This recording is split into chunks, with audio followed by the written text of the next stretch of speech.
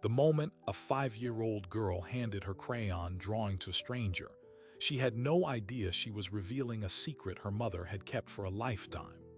This is the hidden world of misattributed paternity, where millions of people are not who they think they are.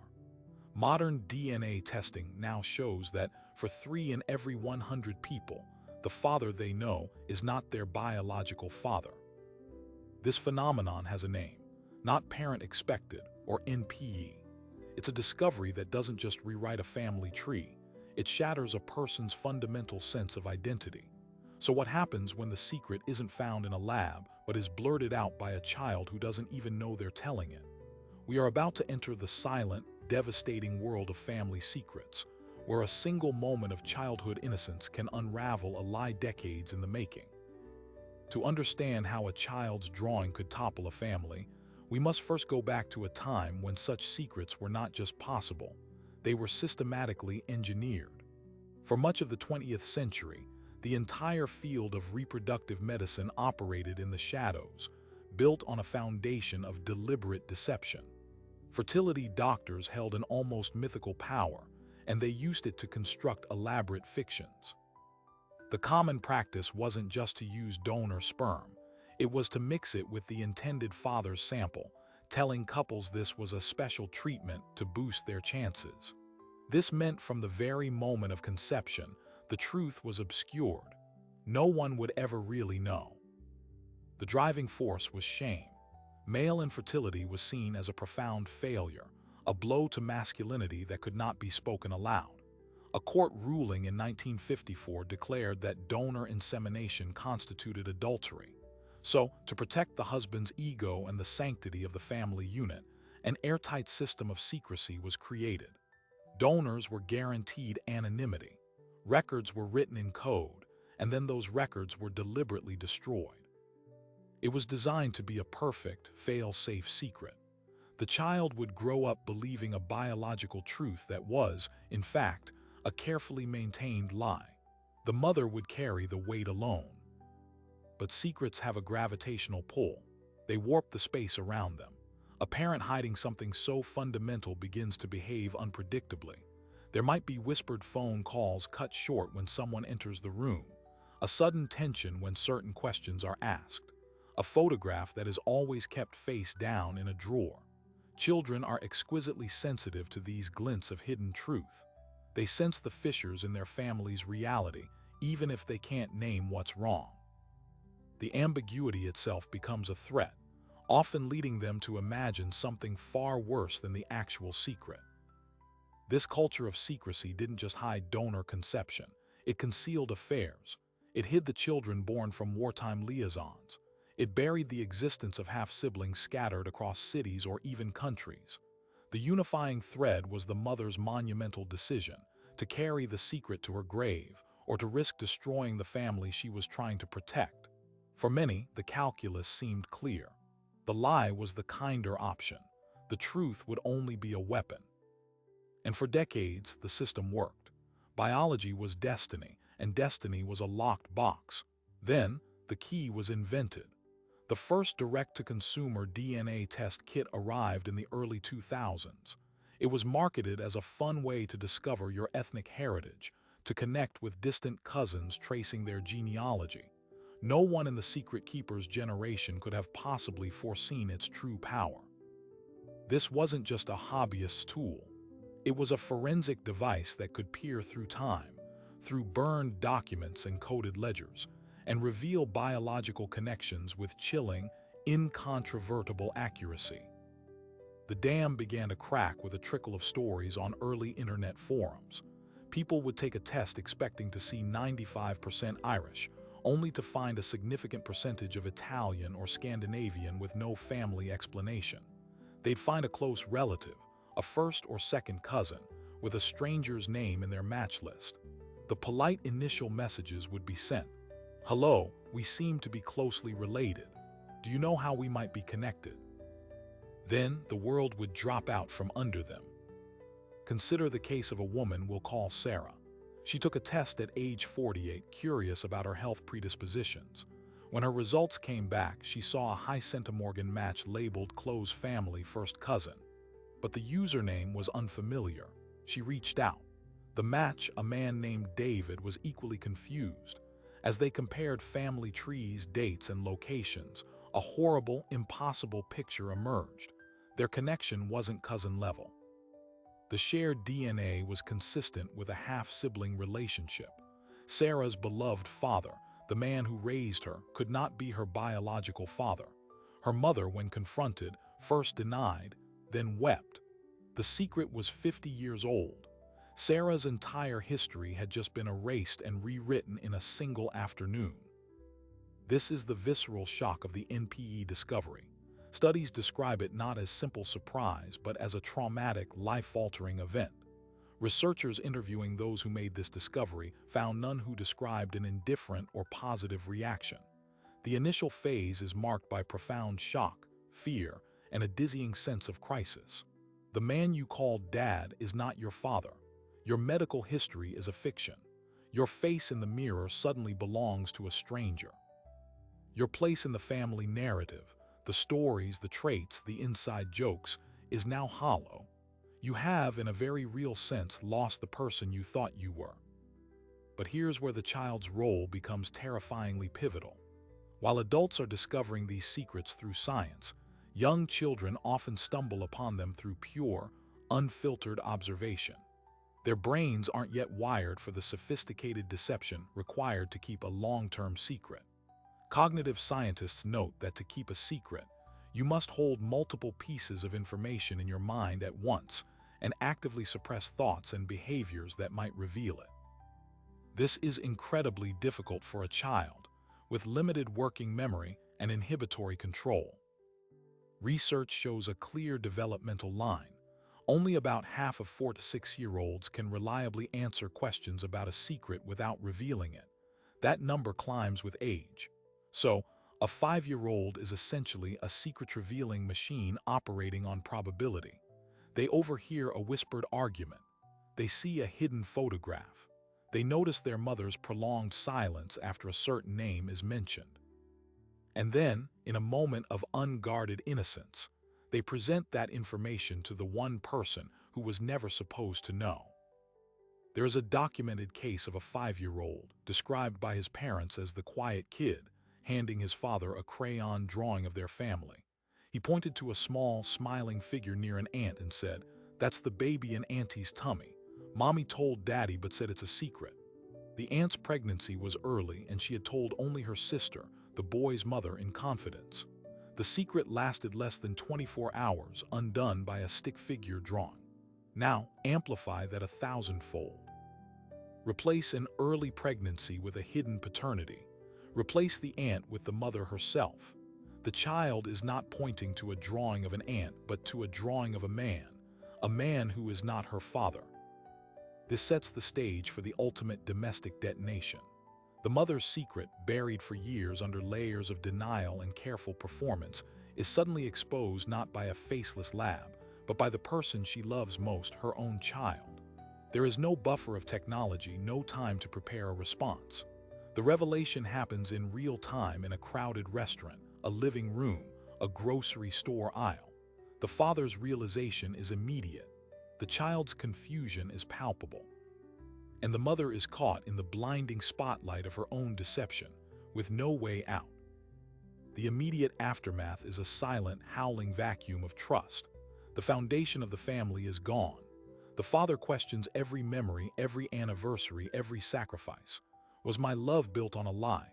The child, sensing the catastrophic shift in energy, feels responsible for the sudden storm.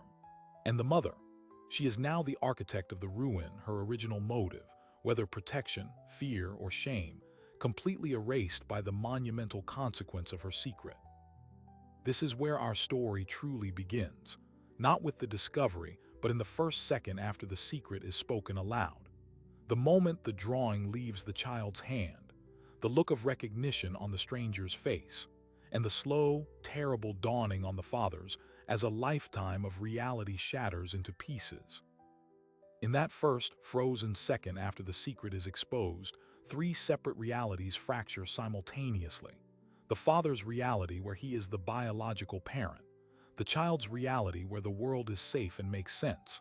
and the mother's reality which has just been breached and is flooding with panic. There is no script for this moment, no social protocol, just a silent, widening crater where a family used to be.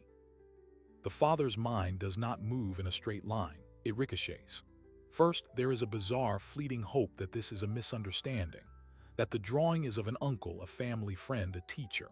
But the child's insistence, the specific details in the crayon sketch, the scar, the hat, the car they've pointed out before on the street, these details act as lockpicks opening doors to a vault of suppressed suspicions. Suddenly, 100 minor, forgotten anomalies snap into a horrifying alignment. The comment from a relative years ago about the child's eye color, the mother's unusual resistance to getting a simple ancestry test done as a fun family activity, the timeline of a business trip that never quite added up. The mind, in its shock, becomes a forensic detective against its own will. Confrontation is inevitable and it is brutal. Studies of families in this crisis show a predictable, devastating pattern. The initial question, "Is this true?" is often met with denial, then deflection, then finally a tearful or angry admission. The mother's original motivation, whether it was fear, shame, a moment of passion, or a desperate act to save her marriage from the stigma of infertility, is now irrelevant. To the betrayed father, it is all classified under one heading: treachery. The lie is not seen as protection. It is seen as the theft of his parenthood, the hijacking of his life narrative. But the child is still in the room. They are the mute witness to this primal collapse. They do not understand the words, but they absorb the seismic shift in emotion. The father's voice, choked with a hurt they have never heard before. The mother's tears, which feel different from the sad tears during a movie. These are tears of fear, of loss. The child internalizes a terrifying, unshakable belief. I did this asterisk. My drawing caused the screaming. My picture made mommy cry. This is the origin of a deep, complex trauma that can last a lifetime. The belief that they destroyed their own family by telling a truth they didn't even know was a secret. Now the gears of the modern world begin to turn, accelerating the crisis beyond the family's control. The father, needing absolute proof, orders a direct-to-consumer DNA test. It arrives in a bland cardboard box, but it might as well be a live explosive. The mother knows the game is over. The science is incontrovertible. While they wait the agonizing 6 to 8 weeks for results, a Cold War settles over the household. Separate beds, stilted conversations held for the child's benefit, meals eaten in silence. This limbo is its own special torture, a purgatory where hope and dread wage a daily war. When the email alert finally arrives, the act of clicking the link requires a courage unlike any other. The results page loads. There in plain, algorithmic text is the verdict. Predicted relationship, father.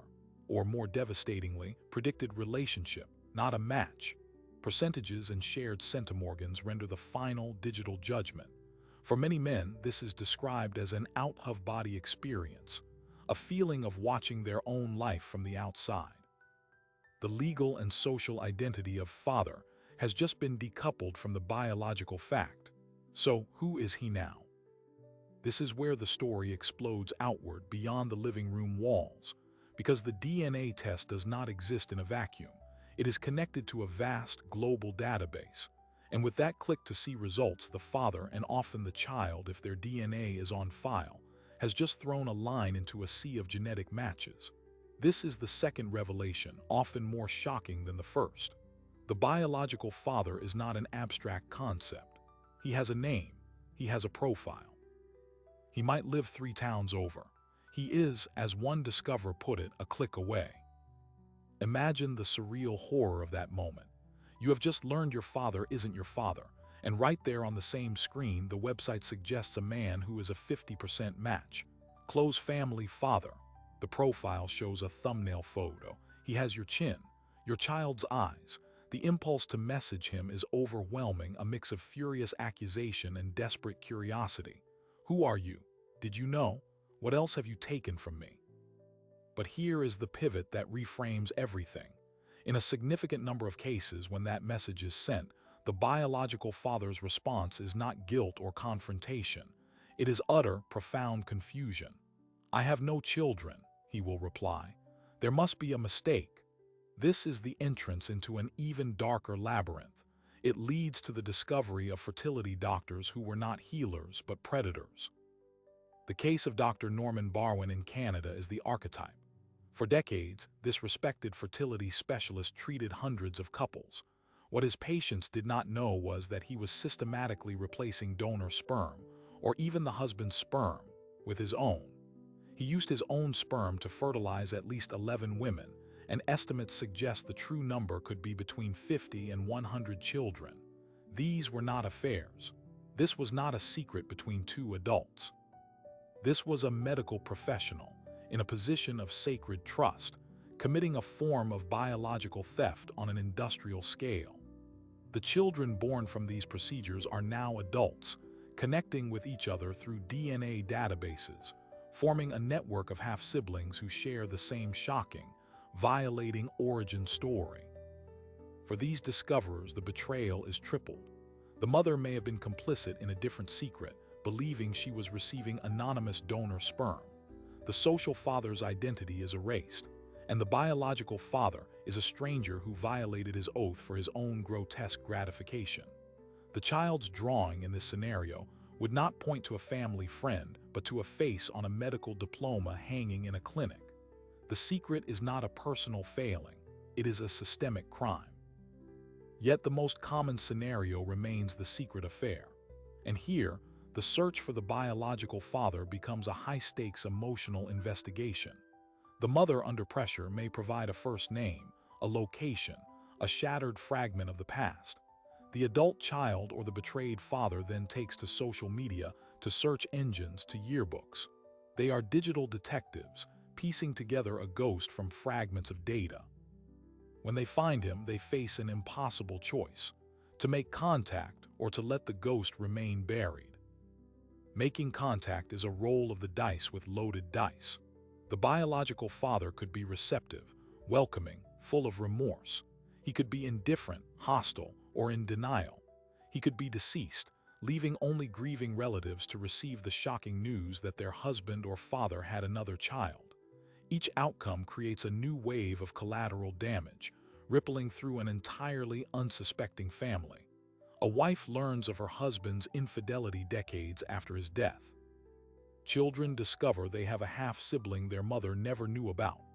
The secret, once contained, now metastasizes. And through all of this, the original child, now perhaps a teenager or an adult if the secret was kept for decades, is on a parallel journey of identity demolition. They must reconcile two selves: the person they were raised to be, with a certain family culture, medical history, and ethnic identity, and the person their DNA says they are. A person raised in a loudly Irish Catholic family might discover they are half Jewish. Someone who grew up proud of their lineage of tall, athletic ancestors might find a biological father of a completely different stature and background. It is not just a change in family, it is a change in the blueprint of the self.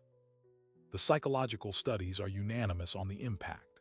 Increased levels of depression, anxiety, and panic are the norm, not the exception. Participants in these studies describe a grief that is uniquely complex. They are mourning a father who is still alive, but who was never truly their father. They are mourning their own lost identity. 75% of those studied stated they would have preferred to know the truth much earlier in life, so they could have integrated it into their sense of self. The lie intended to protect ultimately inflicts a deeper, more chronic wound. But what about the mothers? In the aftermath, as the tsunami of consequences crashes down, their experience is often one of isolated anguish. The original secret, kept out of fear of this exact cataclysm, has now come to pass. They face the wrath of their partner, the confusion of their child, and the judgment of their extended family and community. Support groups are filled with stories of mothers who are met not with understanding, but with unrelenting fury. Their motives, often rooted in the oppressive shame of an unintended pregnancy, or the fear of domestic violence, or a desperate attempt to provide a stable, two-parent home, are completely erased by the magnitude of the betrayal. They become the villain in everyone's story, including often their own. This is the crucible of the escalation phase. The private secret has become a public family crisis. It has triggered a forensic genetic search. It has uncovered additional, darker layers of deception, from affairs to medical malpractice. It has left everyone involved psychologically scarred and adrift. The central question has morphed from who is the father to how do any of us move forward from here. The family unit is in freefall, and the ground is rushing up to meet them. But just as they brace for impact, a new, more pragmatic danger emerges from the chaos, one that shifts the crisis from the emotional to the brutally material. The law recognizes two fathers: the legal father whose name is on the birth certificate and the biological father whose DNA is in the child's cells. And in the eyes of the court, only one of them truly matters. The emotional earthquake is now followed by a legal avalanche. The social father, the man who raised the child, changed diapers, paid for braces, soothed nightmares, suddenly finds his parenthood is a legal fiction. In most jurisdictions, he has no automatic right to custody or visitation if the couple separates. He could be on the hook for 18 years of child support for a child that is not biologically his, with few avenues for recourse. Conversely, the biological father could, theoretically, appear and demand paternal rights after years of absence. The family court becomes the brutal arena where the abstract crisis of identity gets translated into cold, hard orders about weekends and bank transfers. This legal limbo creates perverse incentives and profound ethical dilemmas. Should the social father fight to remain in the child's life, knowing every court appearance will reinforce the child's otherness? Should he seek to sever financial ties, even if it means severing emotional ones? For the mother, a custody battle now includes the nuclear option of her partner revealing her deception to the judge to undermine her character. The child becomes a pawn in a game where the rules were written for a different, simpler truth. Meanwhile, the child's world continues to crumble in slow motion. As they grow older, the initial confusion crystallizes into complex, often contradictory feelings. There can be a burning curiosity about the biological father, which feels like a betrayal to the man who raised them. There can be a deep, inarticulate rage toward the mother for putting them in this impossible position. Social media becomes a minefield. Do they accept the friend request from a newly discovered half-sibling? What do they list as their family on their profile? Holidays become agonizing negotiations of loyalty and presence. Do they spend Christmas with the father who is not their father, or risk hurting him by seeking out the biological one? This is the crucible where identity is forcibly remade. Studies show individuals go through a process akin to the stages of grief, but for a living loss. They disengage from old family narratives. They seek connection with their biological relatives, often through dedicated DNA search angels and online support groups with names like NPE Friends. They enter a period of intense exploration, driven by a need to answer the fundamental question: who am I really? This exploration is not a hobby. It is a psychological imperative. They are assembling a new identity from scattered genetic and biographical fragments. But here is where the story takes its most sinister turn. For a growing number of people, the search does not lead to a single man who had an affair. It leads to a network, dozens of half-siblings, all sharing the same shocking percentage of DNA, all discovering they were conceived at the same fertility clinic. This is the nightmare scenario that transcends personal betrayal and enters the realm of systemic violation. The biological father is not a secret lover. He is a serial donor, or worse, the doctor himself. The scale is staggering. In the United States, a single sperm donor known by his clinic code Dr. D is believed to have fathered over 50 children. In the Netherlands, a musician donated extensively and is known to have at least 200 offspring. These donor-conceived individuals are now connecting, forming vast sibling pods that communicate through private Facebook groups. They share photographs, medical histories, and a dawning horror at the genetic bottleneck they represent. The ethical failure is monumental. The clinics prioritized profit and convenience over the long-term psychological welfare of the children and the genetic health of the population. Yet even this pales before the most grotesque revelation of all, the fertility doctor who used his own sperm. We mentioned Norman Barwin, but he is not alone. In the United States, Dr. Donald Klein in Indiana fathered at least 50 children under the guise of treatment. Dr. John Coates in Utah, Dr. Cecil Jacobson, who used his own sperm for years in Virginia. These were not mistakes or mix-ups. This was a calculated, ongoing violation of hundreds of women, and the creation of generations of people who must now live with the knowledge that their origin story is one of profound medical abuse. For a child's drawing to point to the family physician is a twist of cruelty beyond comprehension. The aftermath for these discoverers is a unique form of trauma. They are not the product of a relationship, however flawed. They are the product of a non-consensual biological taking. Their very existence is tied to a crime. The search for identity becomes entangled with a quest for justice, leading to lawsuits, demands for the revocation of medical licenses, and painful public testimony. The mother, who may have been an innocent victim of the doctor's deception, now must confront the violation done to her body without her knowledge. The social father's pain is compounded by the humiliation of having been defrauded by the very institution he trusted to help him build a family. This escalating crisis reaches its peak when it collides with another powerful force, the sealed record. In cases of adoption or some donor conceptions, the original birth certificate is legally sealed, replaced with an amended one containing the adoptive or social parents' names. For decades, this was an impenetrable wall, but DNA testing has made that wall transparent. Adult adoptees and donor-conceived people are finding their biological relatives despite the legal barriers, rendering the sealed record an artifact of a bygone era of enforced secrecy. This creates a direct conflict between the right to privacy of the biological parent and the right to identity of the child. The law is scrambling to catch up to a technology that has already decided the outcome. Now the circle of collateral damage widens exponentially. Grandparents discover a grandchild they never knew existed. Aunts and uncles find a new niece or nephew. The biological father's other children, the legitimate ones, wake up to a new half-sibling who is a living testament to their father's secret life. These unsuspecting relatives are drafted into the drama without consent. Family reunions are canceled. Wills are rewritten. Photographs are re-examined for resemblances that were previously ignored. A single secret, kept by one or two people, metastasizes into a multi-generational, multi-family crisis of trust and identity.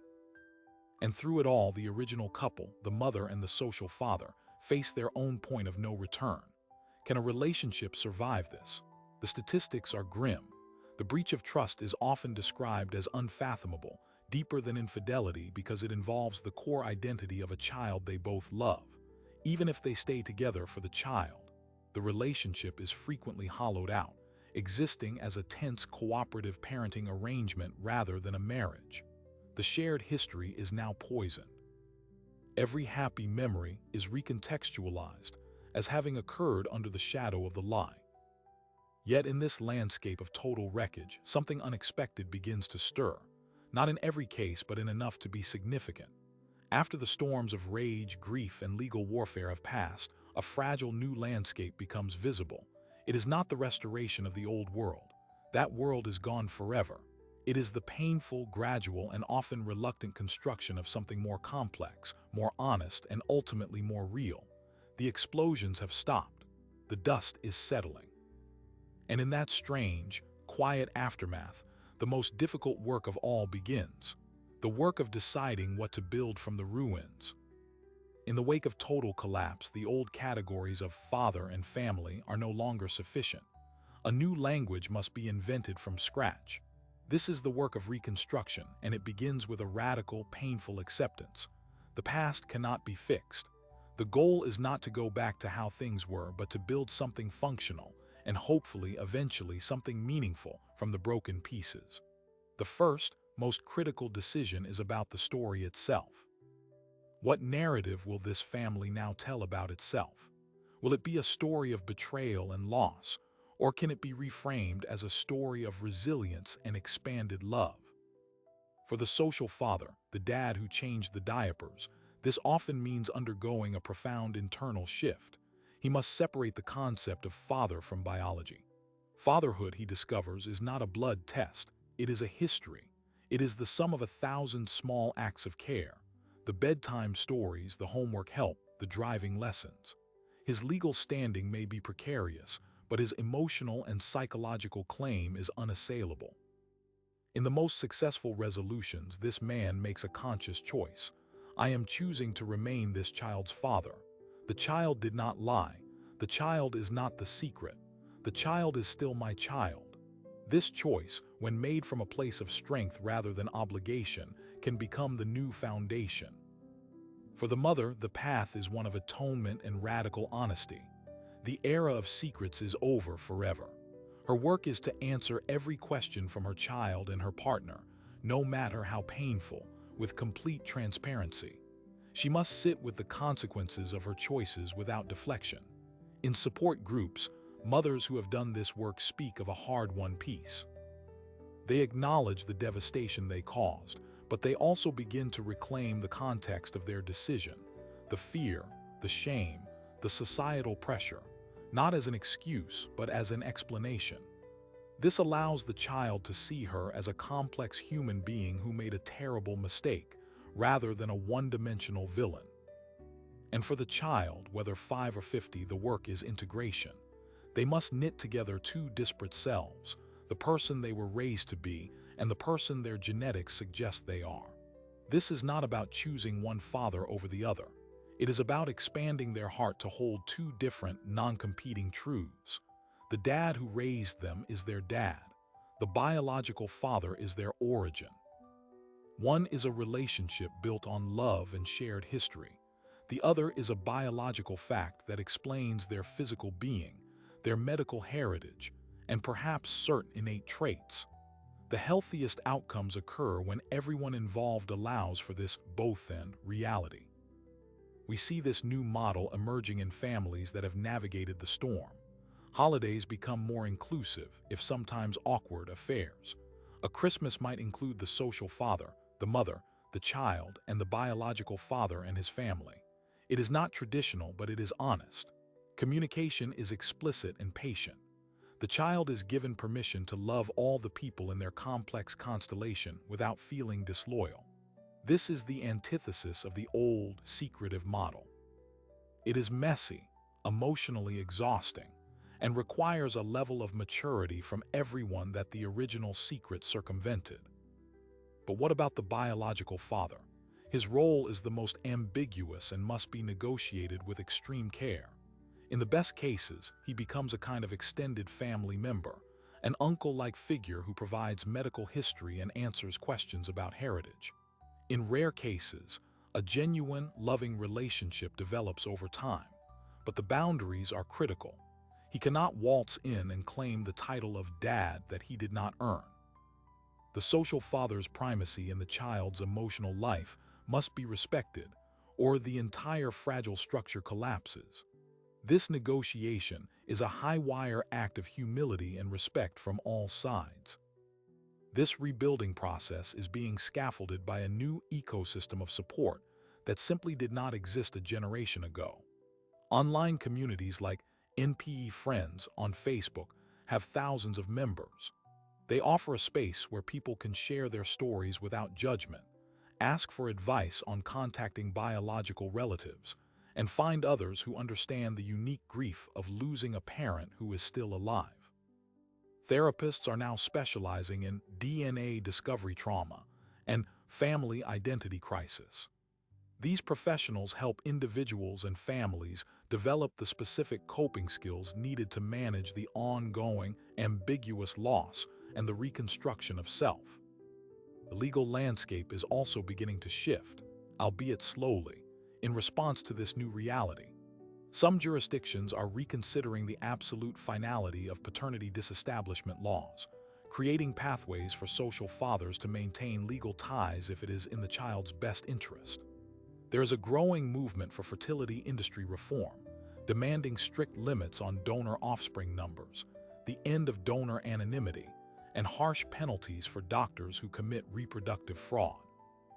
The sealed records of closed adoptions are being challenged and opened in many states, recognizing the adult adoptee's right to know their origins. The law is grudgingly acknowledging that the genetic genie cannot be put back in the bottle.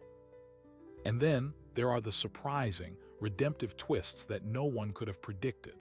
Stories of social fathers and biological fathers becoming unlikely friends, united by their love for the same child.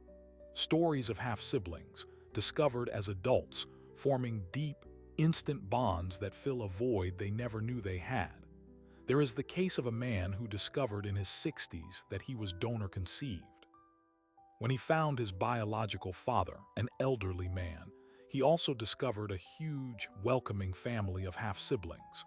His social father had passed away, but this new family embraced him, giving him a sense of belonging in his later years that he had always missed. The secret, in the end, led him home. Perhaps the most profound shift is in the cultural conversation. The stigma is slowly lifting. Television shows, podcasts, and articles are tackling the subject with increasing nuance. The narrative is moving from pure scandal to a more compassionate exploration of human complexity. People are beginning to understand that these secrets were often born in a different world, a world without DNA tests, where shame was a more powerful force than truth. This doesn't forgive the deception, but it allows for a more dimensional understanding that can facilitate healing. The child with the crayon drawing, now grown, might one day understand the immense pressure their mother was under. They might appreciate the quiet heroism of the father who chose to stay and love them anyway. Their own identity, though forged in crisis, might become a source of strength, a testament to their ability to hold complexity, to forgive, and to build authentic connections on a foundation of truth, however belated. The central promise of our opening hook, the moment a child's innocent act reveals a buried secret, finds its resolution not in a simple happy ending, but in the hard, ongoing work of building a new kind of truth. The old family is gone, but from its ashes, a different, more conscious, and often more compassionate family can emerge. It is a family that knows the cost of lies and has chosen daily to value honesty. It is a family that has redefined love not as a biological mandate, but as a conscious, chosen commitment.